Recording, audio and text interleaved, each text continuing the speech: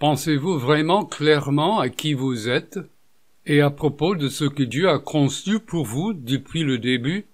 Vous n'êtes pas un sous-ensemble des choses que Dieu a créées, de sorte que tout le reste continue pour toujours, mais non vous. Non, ce n'est pas comme ça. Vous restez une partie intégrante de tout ce qui va durer éternellement.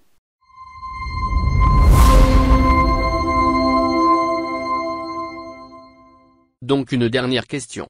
Supposons que quelqu'un traverse des luttes, souffre, peut-être ne souffre pas pour le nom de Jésus, mais souffre simplement à cause d'un virus, à cause des difficultés ou des luttes qu'il traverse. Pourtant, a-t-on cette vision du monde par laquelle il comprend qu'il existe un monde cosmique surnaturel, dans lequel il sait qu'il aura un avenir éternel? Comment cela aide-t-il les malades à supporter le quotidien de leur souffrance, sous le fait qu'ils doivent traverser quotidiennement la tempête?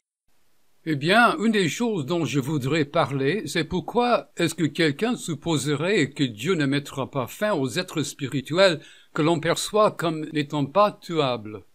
Pourtant, on regarde sa propre vie comme si elle avait un point final, après quoi on n'aura rien. Mais cela n'a aucun sens, car nous avons été créés pour être membres de la famille de Dieu. C'est pourquoi nous avons été créés pour être comme lui. C'était l'intention de Dieu depuis le début. Dieu n'a pas créé l'humanité, n'a pas laissé l'histoire courir pendant un certain temps pour y mettre simplement fin. Non, ce n'est pas même sur la photo. Puisqu'il est difficile pour nous de penser en ces termes, je reviendrai à la question de savoir si nous pensons vraiment clairement à qui nous sommes et à ce que Dieu nous a conçus pour devenir, depuis le début.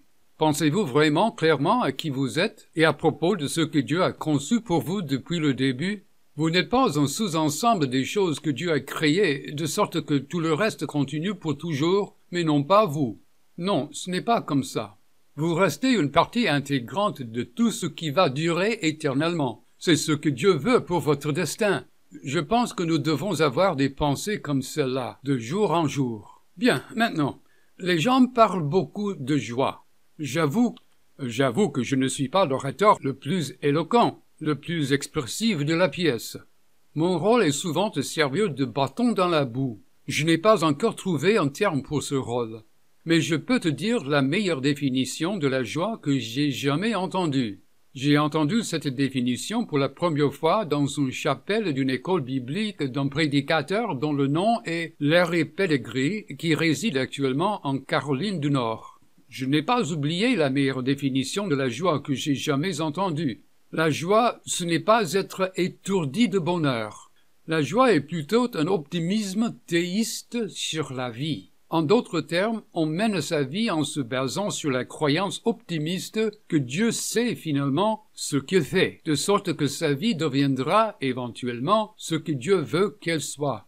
Nous pouvons nous réveiller tous les jours et passer à travers chaque jour en réalisant quelle est la vie pour laquelle nous avons été créés. Nous n'avons pas été créés pour être licenciés un jour. Chacun continuera d'exister pour toujours, et nous voulons habiter avec le Seigneur, ce qui est aussi ce qu'il veut, lui. Nous savons que les choses se passeront comme Dieu veut qu'elles se déroulent, et que nous en profiterons en fin de compte, dans la prochaine vie bien sûr, et peut-être même dans cette vie aussi. À chaque fois que de mauvaises choses arrivent, nous savons que ce n'est pas la fin de mon histoire. Même si je meurs, ce n'est pas la fin de mon histoire. Je sais que mon histoire s'aboutira à la manière dont Dieu veut qu'elle s'aboutisse. Et il a déjà télégraphié depuis le début. Nous maintenons le sentiment que Dieu prépare quelque chose, qu'il sait ce qu'il fait, et qu'il obtiendra son chemin, car qui peut se mettre en travers de son chemin? Je veux dire ça, honnêtement. Ainsi, je pense que tenir ces pensées globales peut s'avérer très utile.